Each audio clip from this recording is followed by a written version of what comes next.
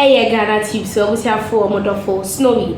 Masan so atenasibio in some ahodo kobenina no nsa ebeka channel way so enti ntempa no so mennom enkwan no enja fointi ye be hakotie in some ahodo bi ekoso Ghanatube na yaba. As former President Nana Addo Akufo-Addo, according to Richard Dahiagba, telling former government appointees to stay in Ghana and face accountability. Well, in case the reactions from some anti-graft campaigners. Well, the former president, Nana Addo Akufo-Addo, is said to have directed his former appointees to avail themselves for any process of accountability. This was disclosed by Director of Communications for the NPP, Richard Dahiagba, in an interview on Joy News. We're going to put that on the screen right now.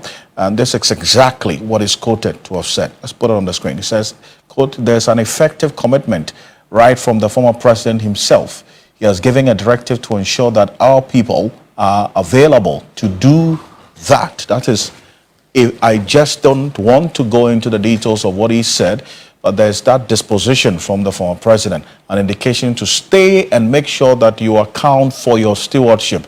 Adam Senano is the co-chair of the Citizens Movement Against Corruption. Senano, thank you for your time. Hearing this, how does this strike you? And categorically puts a position out that let's be accountable. Even though I'm not quite sure how much influence or control he has to restrict any former appointee from leaving the jurisdiction and ending up elsewhere. And probably also the question would be, for how long would one sit and wait and expect? So people are likely to go about the various things, duties that they're engaged in, interests, and if they want to travel, they probably will travel. So to the extent of restricting former appointees, I'm not quite sure how much of a value this commitment is, but it is in terms of signaling and indicating that we want to be accountable. I think it's a good thing. Right, but so this cannot be said to be a directive, is it now? Because he's a former president, they are no more his appointees, they could still travel. So the impact of this statement can best be described as a moral suasion, isn't it? That's what I'm saying. That I'm not quite sure the value it will bring to the table. It probably just reminds appointees that you are expected to be accountable. The individuals will have to make that decision. They will have to make that call, whether they will avail themselves immediately or whether they choose to be somewhere else, whether they will have to be compelled to.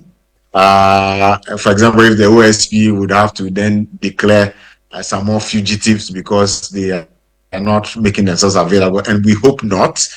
But all of these are, there are scenarios that are possibly going to play out in the days, weeks, and months to come, depending on the issues that come up from the anti-corruption space. And rightly so. And already we're hearing reports of some of them traveling out. At least we do know the former finance minister is out of the country seeking medical attention and so on. So this news of they traveling certainly doesn't come as a surprise, isn't it? I mean, especially if some of them are mindful that they have engaged in any activities that undermine the best interest of the state. Those ones would definitely have found their way out already. And so, I mean, all of that must be taken into context. And there's a reason why I think that. I mean, these kind of things should be institutionalized. Let's just assume that when one government exits, what's going to happen is that the subsequent one is going to have to come and cross-check because whilst they're in government, until, for example, we do the constitutional changes, for example, Article 286, and ensure that we have done the separation properly, made sure the Office of the Special Prosecutor is not still under the Attorney General, various changes that make the independence of other institutions strong enough such that they will be able to collect data and exercise that without having to consult or confer or get approval. I think that we'll still have to look at this situation where a subsequent government will have to take time to examine the books and to go through processes to ensure that anyone who has defrauded the state or enriching themselves at the expense of the development of the good people of Ghana is held accountable and penalized if necessary. Zano, appreciate you. Thank you for staying up to join us.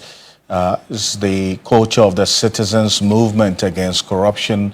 Thank you for joining us here on Ghana Tonight. The government approves 10% salary increase for public sector workers under the single spine salary structure for the 2025 fiscal year. Commensurate or a compromise? We'll hear from a labor expert. Stay with us also on Ghana Tonight. Don't run away.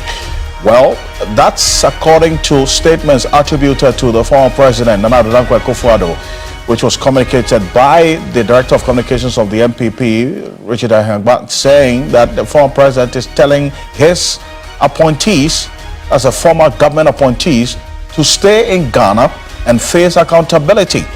Well, is it one that these appointees would heed to, or well, they're going to exercise their own discretion to fly out of the country, as has been reported that many have done so? As always, you are an integral part of the conversation. Negotiations between government and organized labor on the base pay spanned for more than 3 hours.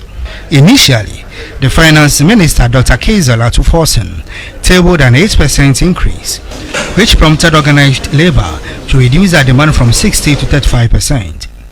This led both parties to adopt entrenched positions, resulting in President John Dramani Mahama joining the meeting on Thursday, February 20.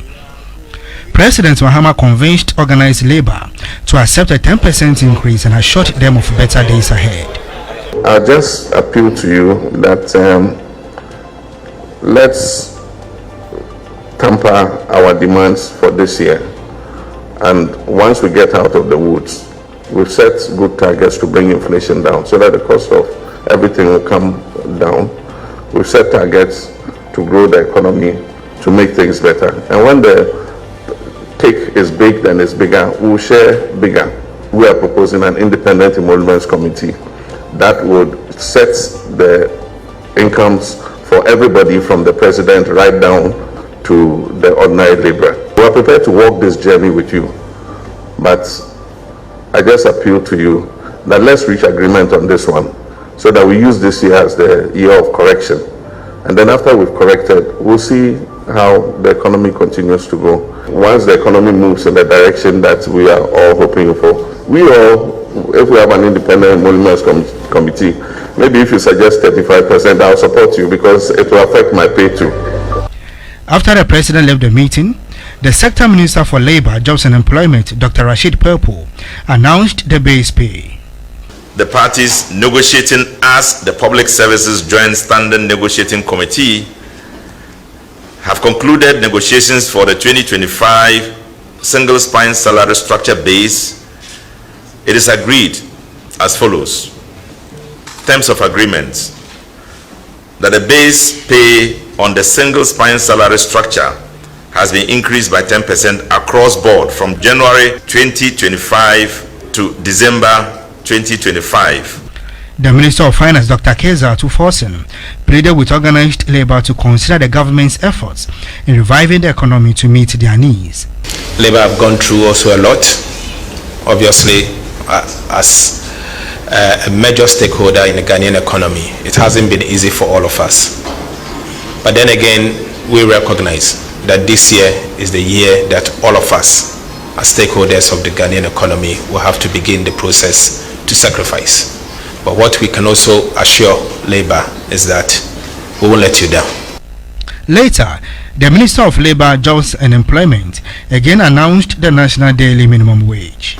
In the national daily minimum wage by 10% over the 2024 national daily minimum wage, which translates into a new national daily minimum wage of 19.97 Ghana cedis. Hagotie ensem a ekoso ewo oman for comment ehukimi ewo comment section na menjebre enkinkan emfama ofefe meka obiom se aha Ghanatube. So open some ahodoɔ any akɛse a fa w'ani twɛ mu channel we so the more reason obetimi nya nsɛm no and as obetimi atene ɛkɔ so quickly no is by subscribing and also hitting on the notification bell. Ebusiafo modofo snow ni sisi ade makram.